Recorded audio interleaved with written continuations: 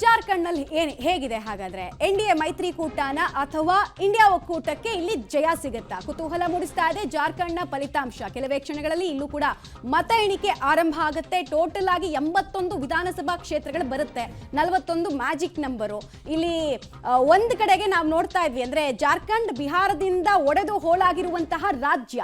So ಬಿಹಾರದ ಒಂದಷ್ಟು influence ಅಂತೂ ಜಾರ್ಖಂಡ್ ಮೇಲೆ ಇದ್ದೇ ಇರುತ್ತೆ. ಒಂದ್ ಕಡೆಗೆ ಬಿಜೆಪಿ, ASU ಅಂದ್ರೆ AJU, all India Jharkhand student union federation ಒಂದ್ ಕಡೆಗಿದೆ, ಇನ್ನೊಂದ್ ಕಡೆಗೆ LJP, ಮೂರು ಜನ ಒಂದ್ ಕಡೆಗಿದ್ರೆ JMM, ಕಾಂಗ್ರೆಸ್ ಮತ್ತು RJD ಇನ್ನೊಂದು ಕಡೆಗಿದೆ. ಸೊ ಈ ಎರಡು ಅಲಯನ್ಸ್ ಅಲ್ಲಿ ಜನ ಯಾರಿಗೆ ಮಣೆ ಹಾಕ್ತಾರೆ ಅಂತ ನಮಗೆ ಗೊತ್ತಿರೋ ಹಾಗೆ 5 ವರ್ಷಕ್ಕೆ ಒಂದ್ಸಲ ಇಲ್ಲಿ ಅಧಿಕಾರವನ್ನ ಚೇಂಜ್ ಮಾಡ್ತಾರೆ ಜನ. 5 ವರ್ಷ ನಮಗೆ ಇವ್ರ ಆಳ್ವಿಕೆ ಮಾಡಬೇಕು ಅಂತ ಡಿಸೈಡ್ ಮಾಡಿದ್ರೆ ಇನ್ನೊಂದ್ಸಲ JMM ಅವರು ಅಂದ್ರೆ ಜಾರ್ಖಂಡ್ ಮುಕ್ತಿ ಮೋರ್ಚಾ ಪಾರ್ಟಿ ಜೊತೆಗೆ ಯಾರು ಅಲಯನ್ಸ್ ಆಗಿರ್ತಾರೋ ಅವ್ರು ಆಳ್ವಿಕೆ ಮಾಡಬೇಕು ಅಂತ ಡಿಸೈಡ್ ಮಾಡ್ತಾರೆ. ಈ ಸಲ ಕೂಡ ಪ್ಲೇಟ್ ಬದಲಾಗುತ್ತಾ ಅನ್ನುವಂತಹ ಒಂದು ಕುತೂಹಲ ಇದೆ.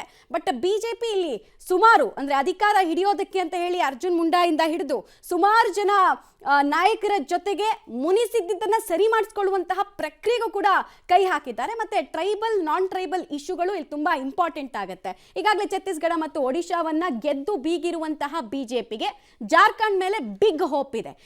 ಇನ್ನೊಂದು ವಿಚಾರ ಅಂತ ಹೇಳಿದ್ರೆ ಆದಿವಾಸಿ ಮಹಿಳೆಯನ್ನ ನಾವು ರಾಷ್ಟ್ರಪತಿ ಮಾಡಿದ್ವಿ ಅಂತ ಹೇಳಿ ಜಾರ್ಖಂಡ್ ನಲ್ಲಿ ಚುನಾವಣಾ ಪ್ರಚಾರದ ಉದ್ದಕ್ಕೂ ಕೂಡ ಬಿಜೆಪಿ ಕ್ಲೇಮ್ ಮಾಡ್ಕೊಳ್ತಾ ಬಂತು. ಅದು ಎಷ್ಟರ ಮಟ್ಟಿಗೆ ಇಲ್ಲಿ, ಯಾಕಂದ್ರೆ ಬುಡಕಟ್ಟು ಜನಾಂಗದ ದೊಡ್ಡ ವೋಟು ಜಾರ್ಖಂಡ್ ಭಾಗದಲ್ಲಿ ಇದೆ, ಅದು ಎಷ್ಟರ ಮಟ್ಟಿಗೆ ಕೈ ಹಿಡಿದಿದೆ ಅನ್ನೋದು ಕೂಡ ಇಂಪಾರ್ಟೆಂಟ್ ಆಗುತ್ತೆ. ಜಾರ್ಖಂಡ್ ವಿಚಾರ ಇದು. ಮಹಾರಾಷ್ಟ್ರ ಕಳೆದ 25 ವರ್ಷಗಳಲ್ಲಿ ಇಷ್ಟು ಕೆಲಸ ಮೇಲೂ ರಾಜಕಾರಣವನ್ನ ಯಾರು ಕೂಡ ನೋಡೇ ಇಲ್ಲ. ಯಾಕಂದ್ರೆ ಒಂದು ಪಾರ್ಟಿ ಎರಡೆರಡು ಹೋಳು, ಒಂದು ಕಡೆಗೆ ಅಂದ್ರೆ ನ್ಯಾಚುರಲ್ ಪಾರ್ಟ್ನರ್ಸೇ ಅಲ್ಲದೆ ಇದ್ದವರು ಈ ಸಲ ಚುನಾವಣೆಗೆ ಹೋಗಿದ್ದಾರೆ. ಬಾಳ್ ಠಾಕ್ರೆ ಅವರ ಮಗ ಕಾಂಗ್ರೆಸ್ ಜೊತೆಗೆ ಗುರುತಿಸ್ಕೊಳ್ತಾರೆ ಅನ್ನುವಂತಹ ವಿಚಾರವನ್ನ ಜನ ಹೆಂಗ್ ರಿಸೀವ್ ಮಾಡಿದ್ದಾರೆ ಅನ್ನೋದಕ್ಕೆ ಇವತ್ತು ನಮಗೆ ಗೊತ್ತಾಗುತ್ತೆ ಉತ್ತರ. ಒಂದ್ ಕಡೆಗೆ, ಇನ್ನೊಂದು ಕಡೆಗೆ ಏಕನಾಥ್ ಶಿಂದೆ ಹಾಗೂ ಬಿಜೆಪಿ ಕತೆ ಏನು ಅನ್ನೋದು ಕೂಡ ಗೊತ್ತಾಗುತ್ತೆ.